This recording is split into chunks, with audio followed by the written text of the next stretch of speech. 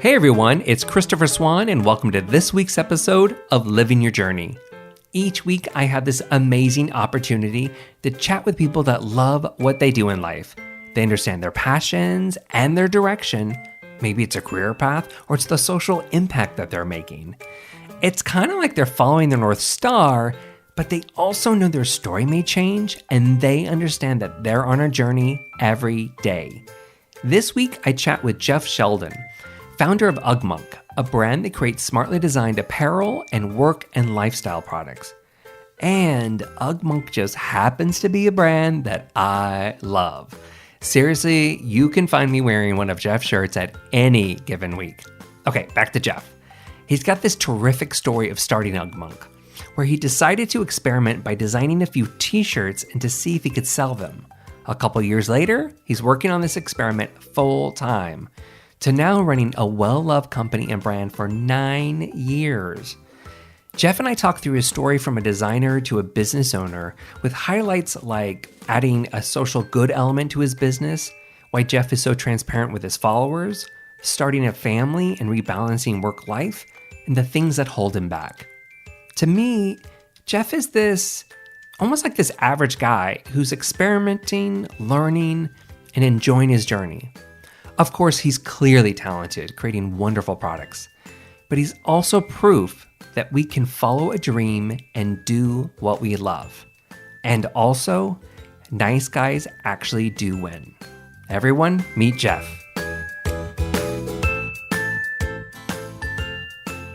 Jeff, it's great to have you here today. Thanks for being here.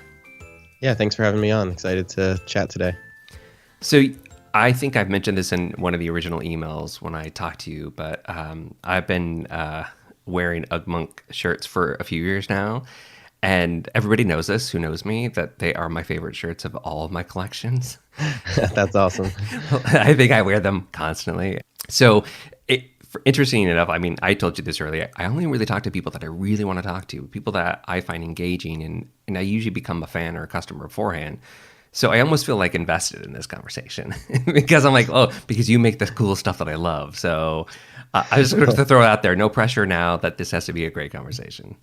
Yeah. Well, I'm honored. I love hearing that from people. Like, honestly, like the most rewarding thing is to hear people that are enjoying the products that I make as much as I enjoy making them. So that's cool to hear. Yeah. I would imagine it's probably good feedback. Okay, so before we get into Ugmonk and all the stories that are behind that, as I was doing a little bit more research on you, there's some things I knew, but I started putting it together. So I know you're a husband, you're a new dad, you have a 9-month-old, you're a business owner. I think of you as an entrepreneur. I definitely think of you as a designer. When you merge all that together, I'm curious, what do you think of yourself as? Yeah, I mean, those are all definitely hats that I wear or jobs that I do. And I normally say I'm a designer by trade and an entrepreneur by accident. I don't think of myself. I mean, I do think of myself as an entrepreneur now, but it wasn't like my dream was to be an entrepreneur and start a business and build something and sell stuff. Like it was more like I just love designing. I love creating. And I want to show other people what I'm doing, and if they like it, they buy it. So like all of the business side really came as a learning experience as I was designing, and then obviously the family roles of my wife and I have been married for 8.5 years, and we just had our first son, and that's completely changed everything, and it's been an adjustment. But those are all things that I get to do all of that every day, which is I'm really thankful that I don't have to do just one of those things. I asked it especially because I knew that you were professionally a designer previously to starting your business. And when people sometimes they move into this business world and they start this thing, you've probably learned this, that it's not as much design, and then it starts to turn into all this administration and all this business work that we didn't always know was there. So sometimes I think, and maybe I've experienced this, I'm projecting, that's what I'm doing, that I'm like, wait, Am I getting far away from what I love? And so question to you is, it seems to me that because I think you're still designing everything that you're making. So are you keeping that close to you, or have you moved now so much further into the business that you really do think, yeah, I'm this entrepreneur and I have a new scope? I think it's a weird crossover because there's a lot of talented designers out there, and there's plenty of talented designers that are doing amazing work, better than I ever could. But they may not be great on the business front, or they don't know how to market themselves. They don't know how to, build a following and build kind of that community around what they're doing. But their work is really great. And then you have these, people that are great at starting things and great at maybe building a following on social media and just putting things out there. But they're not necessarily talented at a specific skill, like at design. Like they're not the ones building their site, and they're not the ones designing the shirts that they sell. And when I get to wear both of those hats, I think I'm just wired really weird because I enjoy both of those things in completely like different ways.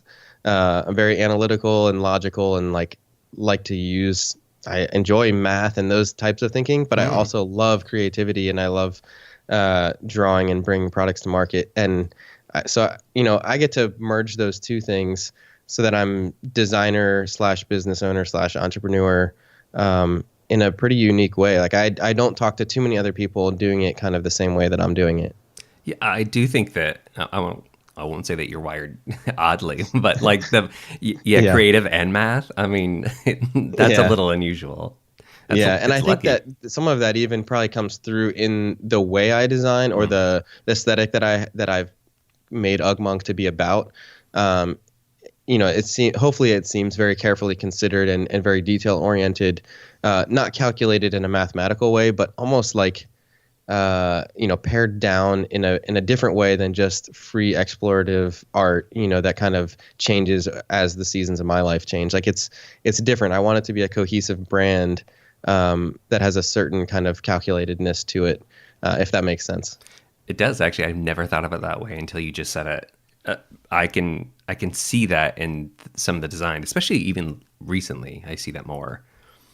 So let's talk about Ugmonk a little bit. So before I go into the backstory, because I think that's really interesting, but what makes Ugmonk different than, and tell me if this is wrong, maybe it's a lifestyle company, just because you're not just retail, you have, it's just, I don't know, it's a way that you bring into business, but what makes this different than other companies or designers that you see out there? Yeah, I think there's a lot that I'm doing that other brands or other people are doing, but they're maybe not doing all of the things that I'm doing the way that I'm doing it. So one of those is that I've intentionally stayed small. I've not hired a big team. I don't hire out the design. I still design every single product. I communicate directly with my customers just the same way that I did 8 years ago that I'm doing now, even though my email list is bigger and my following is bigger. I've made a conscious decision to really try and stay that personal approach and that personal feel, that when I'm, I don't have to put on my sales and marketing hat to send out a sales blast. I can still talk to my customers the way I was, telling them, hey, I got some new products out. Here's a deal we're doing. But that casualness to it, I think most brands mature out of that kind of infant stage. And I've found, I'm like, why should I grow out of that when that's something unique where my voice as the designer and owner can show through? Like, I don't have to be hidden. And not even that I like to put myself out there. I'd rather my products get the spotlight. But there's something unique about people saying, I've been following your work for like 6 years. I feel like I know you through, your work and your blogs and your emails, even though we've never met. And to me, that's really cool that we live in an age where that's even possible. That's absolutely true. I mean, just from my side, that's exactly how I feel. Like I know this is the first time where we're actually like verbally talking, but I feel like I've known you for so long because your voice really does come through everything that you do. And I think that's smart that you're still doing it that way. And it's also a perfect time because we do want that authentic person behind just a brand. Yeah. And I will say, like, as a personality, like I'm definitely would steer toward more introverted. I'd rather not have my face on things. And, I think a lot of designers and creatives struggle with like, how do I promote my work? I don't really want to talk about myself again. So I've really had to like force myself out of some of that comfort zone to say, I'm going to be proud of what I made and put it out there. If people think that I'm putting too much of myself into it, or if they think like there's too much Jeff in the brand, that's okay. But I would encourage other people that are like, I don't really want to, build a portfolio site and show it. It's like, well, if you don't do that, no one's ever going to see it. Like that's part of how you grow and become more well known. Was that something that you learned on your own or that you had advice on or watched somewhere else? I think a combination. Definitely learned. I learned it from other people and just the internet culture, e-commerce brand, all the stuff that's been happening over the last 10 years as a whole. But if you read anything by Seth Godin, who's like a brilliant marketer and writes a blog every day, he's been doing it for I don't know how many years. A lot of his stuff has really influenced the way I think about building. He would call it a tribe, which sounds a little bit cultish, and maybe Ugmonk is a cult, but the way that he talks about permission marketing and building things that people want to talk about, it's so like it really flips the entire marketing business school stuff on its head because it's like the opposite. And a lot of these people that I've followed and Gary Vaynerchuk and other people that are really breaking the mold of what, the 5-step process to building a business is where I gravitate towards and that I've been kind of following and tracking. So I think that's definitely influenced how I, run Ugmonk. Okay, well, let's take a step back then to the 2008 that you mentioned. When I looked at part of your story, I know it starts with you had a few designs of T-shirts that was this passion project, and that's kind of how this all thing started. So would you share a little bit about like that beginning area and what changed your mind to continue it forward from a project? Yeah, the beginning was as simple as I want to design shirts I want to sell the few shirts that I'm designing on my own platform, which would mean building a website and coming up with a brand and all those things. But I was designing shirts for different contests and clients. People were starting to email me. They'd see some of the other T-shirt work that I've done and said, "Hey, can you design something for us?" And I started to fall in love with just the T-shirt as a medium for design. It's a really cool way because you get to see, the design doesn't just live on a screen. It actually lives on a person who gets to wear it around. And it, as I was doing more of this, I was like, I should just try starting my own little line. Not really even like I should start building a brand that 8 years later I can do full time. And it was really just that simple. To test the waters, and I didn't know anything about e-commerce. I didn't know anything about fulfillment and shipping and inventory, which maybe was a good thing because if I had tried to figure out all of those things at the beginning, I probably wouldn't have done it because it's so much work.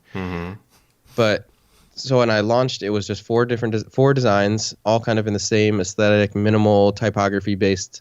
And I put them out there to see like maybe there's a handful of other people that appreciate the same minimal style that I do that wasn't present in the market. Like you couldn't find this type of T-shirt out there. And that was really the start. Like there was no business plan. There was no 5-year, 3-year, 1-year plan. That was it. It was just like, let's see if this works. And so I think obviously it did work. So as you started doing that, because I think you were agency side at that point and you were doing this on the side, as those sold out, I mean, I guess was there an aha, or was there something that said, maybe I should just keep doing more of this? Or was there a leap to maybe this is a 1-year thing or a 3-year thing? Like, how did you transition from, I make these and now I'm going to really start, a couple years later, make it full time?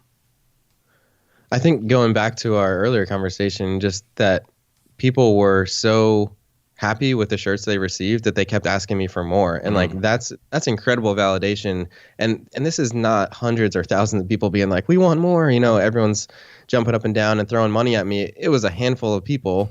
But when you get a couple emails from people saying like, these are the, my favorite shirts, I take them on all my trips, can you keep making them? The aha moment was really just the fact that there's people out there that really resonated with what I was doing, and they were the ones demanding more. Like I wasn't like trying to shove it down their throats and be like, new products, you need these. They're like, can we have these in new colors? Have you ever thought about doing hoodies or long sleeve?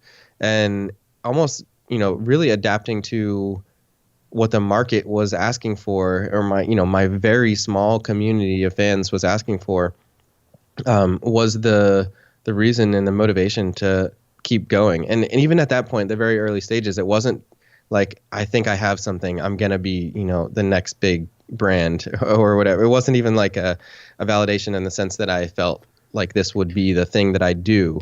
It wasn't until 2 years in that I actually left to go full time. I find it really interesting that you even said that it wasn't like, hundreds of, or thousands of people that were jumping up and down, right? It was just this handful of people. I, Hmm. I almost, I never hear anybody admit that. Yeah. Like it's a bad thing. It's not. It's just, I think that's the reality. And I found that really smart that, success or your milestone or your aha doesn't have to be like your next viral hit. You could just have some real, maybe passionate people that gives you the sign that you're on the right track. Yeah, you don't need everyone to like what you're doing.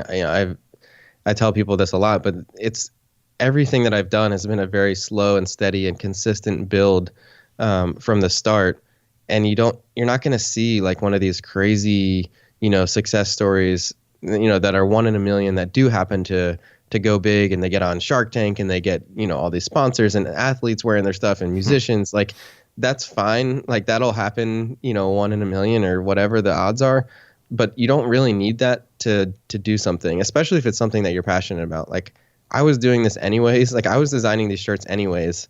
It wasn't to figure out like how can I, pay off my rent quicker by just designing some shirts that maybe people will buy that are trendy at the time. It was like I want to see if people like these shirts that I like, and that was where it all stemmed from. And that's a very different filter to put things through than dollars and cents. Yeah, that's really true. I think it's probably important to even, think about that. Like, what are you doing this for? Are you doing this because you love it? Or are you doing it because, like, I want to pay off this sooner? You mentioned this slow and steady, and, a lot of people will talk about that too. Like, that's just, you just got to keep going. In the middle of any of that though, like slow and steady, does that at all, maybe, are you okay with that status for a while? Like in the middle of that, couple years later, are you like, yeah, okay, slow and steady, it's good, but gosh, I really would like a little bit more? Or like, I guess that not that you're looking for overnight, but are you okay with that all the time? Do you ever have any doubts in the middle of it? There's doubts for sure. I think everyone that's ever done anything in a creative or a business, like there's days where you're like, what am I doing? Is this even, how did I get this far? And do I have another week, another month, another year to keep doing this? Because after you have a bad day, you start to be like, I don't know. Or maybe there's people, I've had my fair share of haters and critique from people. It's so simple. Like, why would somebody pay $28 for a simple t-shirt? And, that stuff wears on you to the point of like, yeah, maybe I am kind of a fraud. Maybe I'm just not as legit as I felt.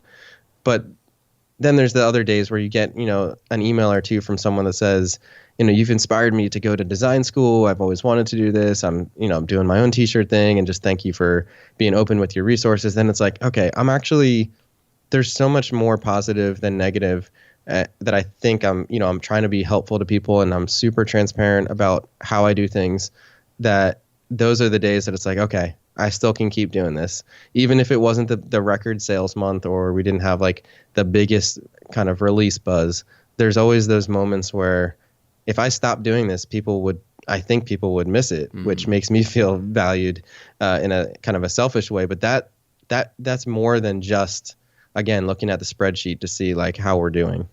Yeah, that makes sense.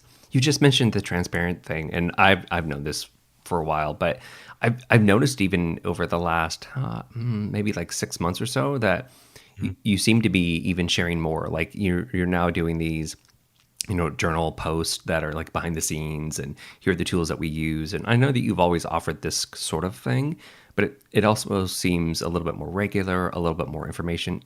Has there been a push to even kind of open up a little bit further, or show you or Ugmonk differently?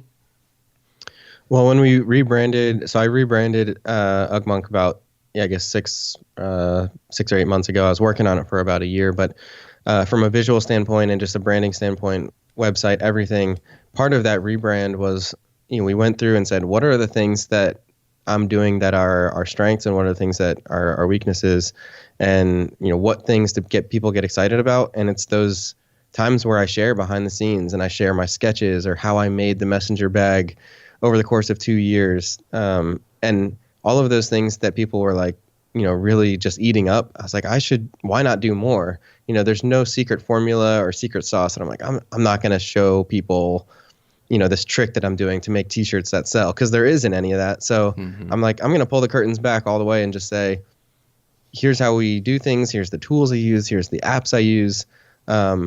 Not expecting anything in return, but people really I think that builds so much trust with people when they can actually see things. And I'll share things that I've done wrong and things that aren't going well too.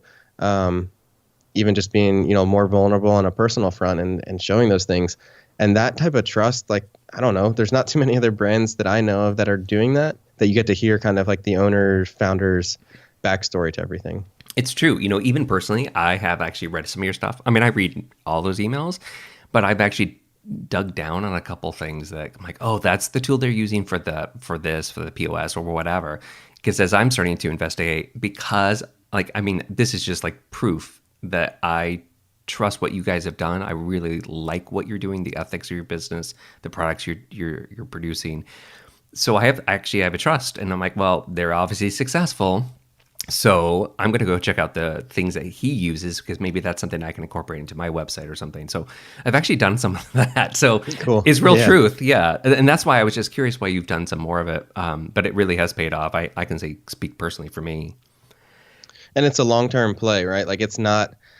It doesn't, again, if you talk to a business advisor, they're not going to say that's going to double your sales. And honestly, It hasn't doubled our sales. It hasn't had as much of a positive effect. You're like, oh, they're doing that, maybe I should share everything and my business will take off. It's not really that. It's much more of a long-term play where maybe you've been reading, the journal entries for 2 years, and then a product that I release kind of strikes you and you end up buying it. But that's totally the opposite of bait and switch, or just get your first one free and that kind of thing. But it feels right for me, and that's just a gut thing. That's not the right way to do it for everyone. Definitely not the right way if you're trying to build a huge startup really fast and sell it, or if you have investors and things. So this is just all of the things, I guess, that I'm saying now are the way of building a business that feels right to me. And I try and stay true to that as much as I possibly can. I think you're building on relationship. That's what that means to me. You're building that trust, the honesty that we talked about earlier, that tribe. Yep. Well, it's been almost 9 years or so that Ugmonk's been around. So flash forward a little bit too. What's really changed versus the first few years? And I don't mean just obviously more products, but you talk about strengths and weaknesses. How do you look at Ugmonk and what you're doing today and say, gosh, yeah, this is really different than where I thought it'd be? Honestly, there's so much that's the same, but just in a different way. We have definitely morphed things and changed kind of how I do things, but I think the more recent designs, I'd like to say, are more solid, and I feel good about them as a designer. Just growing, more cohesive, making sure all of our details are in line, from packaging to tags to shirts and everything like that. And I think I've just I've realized, again, more of my strengths that I didn't know I had, or I didn't think that I wanted to really run a business. But I've grown to enjoy that and enjoy learning new things, which is something that goes back to everything that I do. I really enjoy the process of learning how to get to the finished product, even though it's so many headaches and it's such a pain most of the time. There's something about learning something that I don't know that I'm addicted to. So last year I shot a video out at the shop that makes all of our leather goods out in Tacoma, Washington. And it's I could have just hired a videographer to go out there and, pay him $10,000. He'd do an amazing job, edit it, send it back, and I could have posted it, which would have been completely fine. But I was determined that I wanted to learn more about the craft of shooting video and how do I edit. And so then I just dove in, and it's not the the best video in the world, but I feel the output was decent for just learning a lot of the things and applying my knowledge of photography and just the way I see things to that video. So when I put the video out, it's not all just about the views. It was man, I really learned so much in that process. And that's what it's been, I think, in every area, marketing and email and all of the things that I do each day. It's really, I don't know, self-improvement, I guess, is what you'd call it. But those things that I really enjoy more than just the end product. Does that also influence then Ugmonk and where you take it in the future? Like I think about video. Obviously, you're not a marketing video company, but I mean, that must influence, like the more you learn, the more you start to put back into the business and maybe the way you shape it a little bit. I think it changes things because in a sense, like in one sense, I'm basically investing in myself. It's not necessarily changing the business structure or anything that I'm doing day to day. Like I'm not turning into just shooting video or Sure. that, and that's not even something that I ever want to do, is just be like a video production house. But I think it changes as I change, which is maybe not the best guide, but like I've been working on, I don't want to just design t-shirts forever. Like that's not, eventually that's not pushing me far enough out of my zone of what I can do. So working on other products that are much more in depth, things that are not t-shirts, things that, I've looked for a while, like how can I make custom t-shirts from scratch? Like, can I go to a factory and figure that out? But keep pushing myself to like go one step further, even if what I'm doing now is working. Over the years, I just want to keep like upping the bar, raising the bar, which I don't know how to keep doing that indefinitely, but that's kind of the goal. Is there anything right now that you're raising the bar with, like with products that's pushing you a little bit further? Yeah, there's a product I've been working on for over 3 years and has been the that's most a long frustrating. time. Yeah, I mean, it's been on and off. I wouldn't say I'm like sitting here, 365 days a year just working on this one product, but it's been on and off and trying to find manufacturers and trying to get all the pieces together. That it's been a long process, but I am not giving up. Like there's been so many times where I've basically just shelved it for several months and been like, okay, it's not physically possible. But now I've picked it back up, and to give you a little hint, it's a desk organizer product that is completely modular and customizable, but designed in a beautiful way. I was tired of using like the crappy mesh plastic office stuff that you can get at any office supply store. But I designed it for a specific need for me, and I've been using the prototypes, and like I know how much value it actually brings me, that I'm going to see this to market, whether I sell 3 of them or 3,000 of them. But I'm getting pretty close on finally launching this thing. And I guess that goes back to the whole conversation we just had, like learning things, the frustrations, the journey. And then finally, I want to see if this is validated by everyone else that has the same problem that I did. Yeah, I understand that. And I chuckled because of the mesh organizer. Yeah, we all know those.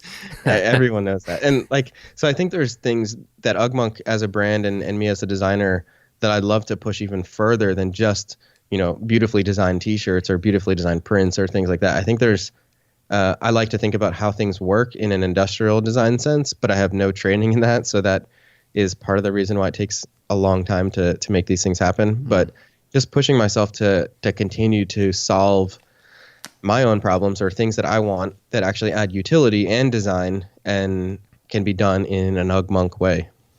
I love that, in an Ugmonk way. I love that. It's like, yeah, you branded that. Well, there's also another thing that you do as well as you keep pushing, and you've started this from the beginning, but I've just seen it grow and you do more. It's also the social impact of the charity work that you drive in there, and you've been working with like rice bowls for a while. Here's the thing. I thought about that. First, it's amazing. Like I love that you guys are focused on, giving back and doing something that helps others. Not every small business when they start focuses on that. So my question is, why start that, and why rice bowls? More of just a personal decision than anything. I think there was a lot of, back when a lot of these social good companies, Tom's Shoes, all the kind of buy one, give one model, which I think is amazing, they were all popping up, and it was easy a lot of people were starting businesses based on that. Like, we're going to start a buy one, give one. We don't know what the product is. And then they'd start, and they, didn't have that great of a product. It was more about the cause and not about the product.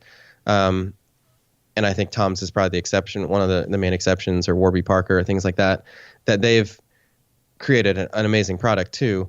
But I wanted to make sure I wasn't like sacrificing my whole business model to be a social good company. Yeah. But from a personal standpoint, I just felt really just called to give back some of what that early success that I was having, like the unexpected success. And it was super small, a couple $100 or something that we did the first year, but being able to give back in a way that could impact people that need it. And that happened to be, so my brother is my business partner, and we were talking, and we both kind of had the same idea that we wanted to support, especially orphan children that need food in a specific way. And Rice Bowls, that's exactly what they do as a charity, is they provide meals for kids all over the world, basically supplementing the budget for the orphanages so that the kids can eat. And like, it's crazy because now I've actually been to those places and seen the kids and hung out with the kids. And like, I didn't start this thinking like, oh, I really want to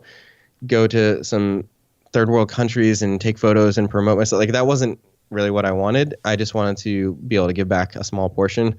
And now that I've been able to like bring it full circle and see the impact that we're having. So when somebody donates $1, it's really happening. Like, I see the food that these kids are eating because we were able to partner with Rice Bowls. And so again, it's taken me places that I didn't think I'd ever go, but that's probably one of the coolest parts of the whole entire journey. Yeah, I would imagine, because it really opens your eyes differently to the world. It's not just about this business and the design, but then you start to see like, gosh, how we're so well connected, and things that you're doing can impact these lives that had no connection before. Yeah, and it doesn't have to be, my designs aren't specifically around Rice Bowls as a charity or even like charitable things, which again, there's nothing wrong with doing that, but I didn't want to take Ugmonk to make it like, oh, here's our like charity kind of line. It's just basically integrated into what we're doing. And it's been cool to see people jump on board, fans of Ugmonk jump on board and donate beyond what we would donate or the portion that we give each year. So yeah, really, really cool. Again, one of those things that if you never start, you never know what might happen. And I happen to see, that's become another like core part of what we do, and hopefully continue. I almost think one of the lines you just said there is kind of it's almost your mantra. Like, if you don't start, you don't know what will happen. It's almost like that's your story. That's kind of everything that you're like, I'm going to go film this thing in Washington. Yep. And so many people are scared to start. So I get emails from people saying like, well, I have this idea. I thought about this brand for like 3 years, and I want to, make pottery, or I want to, start a baking, baked goods company. And like, people like tend to overthink, including me. I mean, I overthink things all the time, overthink things to the point where they get paralyzed and they never start. They never even see if like someone's going to like the pastries that you're baking, but like they've thought about it so much. So I just encourage people, like, start super small, like ultra, ultra small. Don't worry about making money. Don't invest a ton of money into it, but start small and see what people say. Like, you really don't know until you start actually putting it out there. So true. Start small. I worked in corporate for years, and we would even do that then too. Like, just test it out, pilot it, see if people like it. Yep. Because you are so, you are involved in so many aspects of everything that you're doing. And because you just had your son 9 months ago, this is where I'm going to hit on this. I have to imagine you're busy. Like, you've got to be this really busy guy.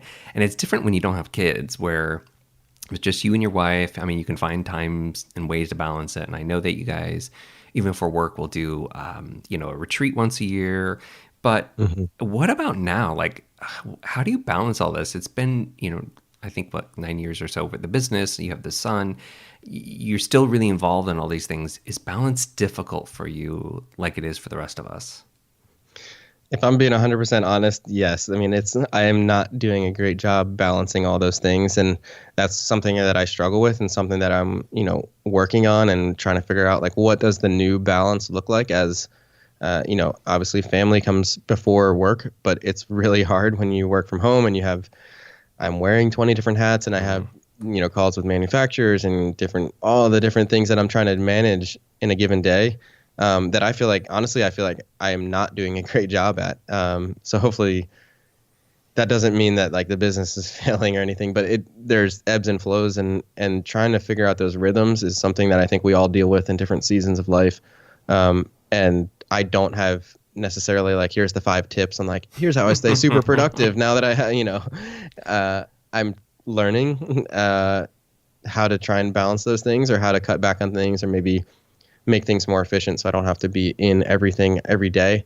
But that's one of the biggest things I struggle with, is just, wearing way too many hats, and then, juggling way too many balls. And then eventually some of them start falling because I'm not able to continue, like you said, pre-kids, where I could just put in so much time nonstop. Things look different now, and that's okay. It's just something that I have to figure out. When I asked, I almost kind of knew the answer to that, but I wanted to ask just to hear the honesty of it, because I think that for anybody who's listening, like, just to hear that other people go through it. Like, we all have our own challenges. Though, Jeff, it would have been a perfect plug to be like, and I have this desk organizer coming out that will solve all that. This will solve all of your productivity needs. Well, it does in a small way, but it certainly doesn't, take care of changing diapers for your 9-month-old. If only. Well, besides maybe balance or anything, is there, I like to usually ask people about what kind of inspires them, but I also really love the opposite of that. And this is what I'm curious with, is kind of also what holds you back, because you seem to be forever curious, about processes, about how things work. And I think that's a great motivator, and that probably energizes you.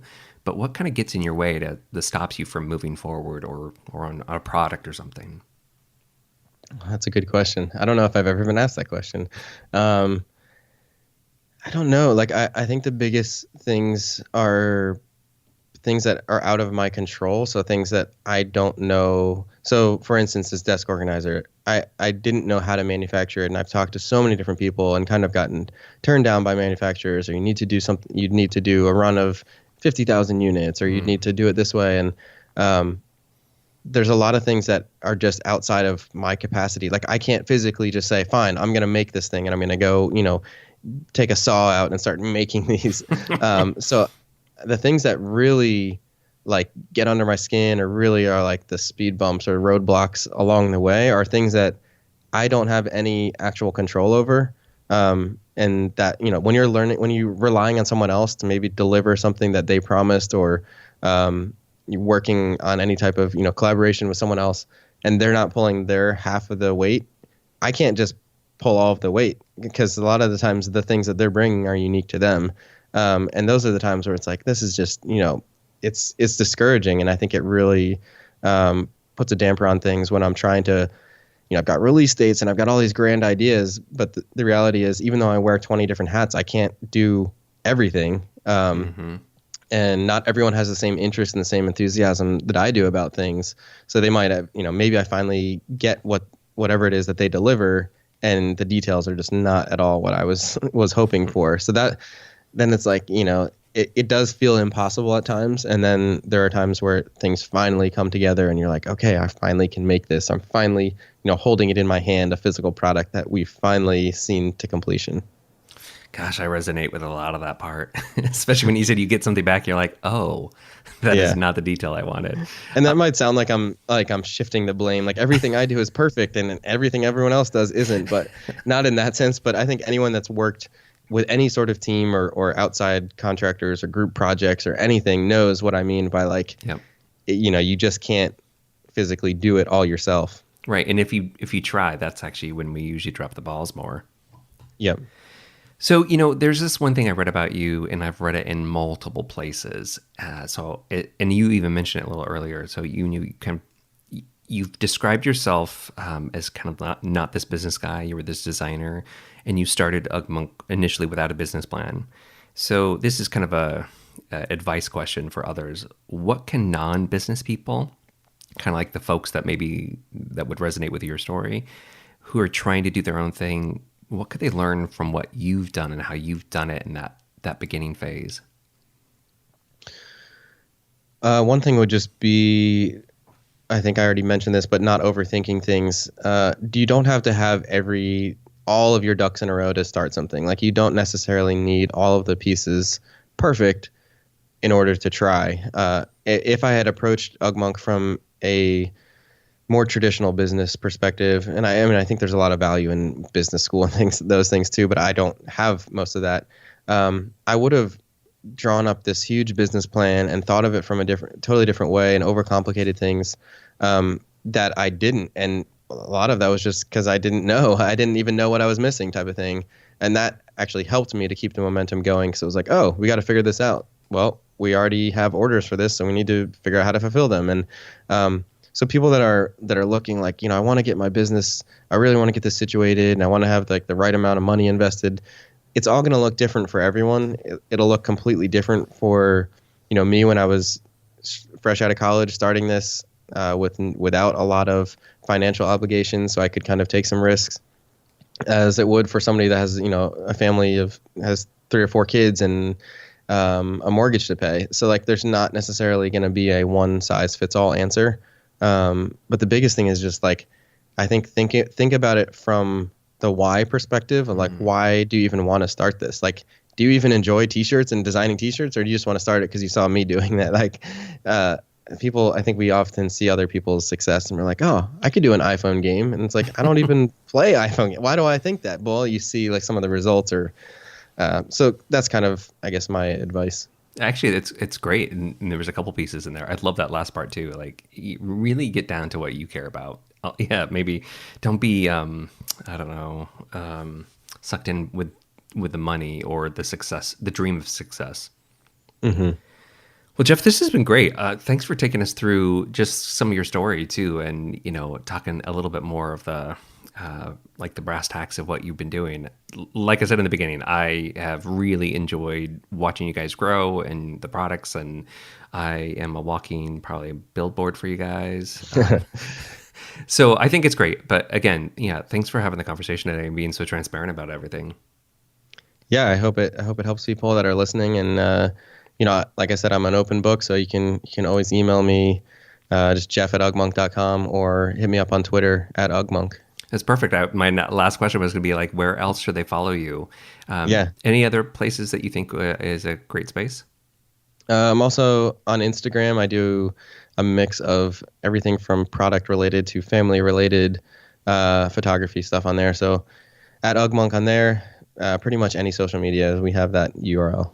And I would say too, like, your stuff is really gorgeous. So for anybody who's listening, that not just about the products that you're creating, but you really do show the photography and the film work and the stuff that you're interested in. So I know I follow you in those spaces, so I recommend it.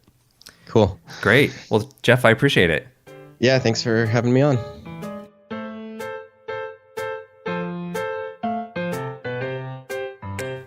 So what'd you think? Any new ideas? Are you going to try something new? I'm always left feeling great and have a ton of ideas after these conversations. The guests are totally energizing me. Speaking of being energized, did you guys know about my Awesome Finds newsletter? Each week I share creative spotlights, meaningful stories, and new ideas to spark your imagination. And the reason I'm really doing it, I just want to share the great stuff in the world that energizes me to energize you. So if you want to sign up or you want to find out more information about it, go to awesomefinds.info. That's AWESOMEFINDS.info. Okay, back to the show. If you want to share thoughts about the guest or how the show sparked a new idea, I'd love to hear about it. You can call me and leave me a message at 1-707-347-9312. Just include your name and a brief message, and you may even be featured on the next show. If you want to follow along with me and see behind-the-scenes fun and my adventures, you can find me on Instagram and Twitter at @MeChristopher. That's MECHRISTOPHER. You can also follow Accidental Information on Instagram and Facebook at Accidental Information, and on Twitter at Accidental Info. Also, we publish original articles weekly about following your passions, getting creative, and a lot more, all at accidentalinformation.com. Lastly, if you love the show and want to spread the goodness, go tell a friend about it. As in literally text someone or go email it to them. I love it. Also, make sure you subscribe to receive new episodes automatically each week. Thanks again for joining the conversation. Okay, that's it. We'll talk again next week.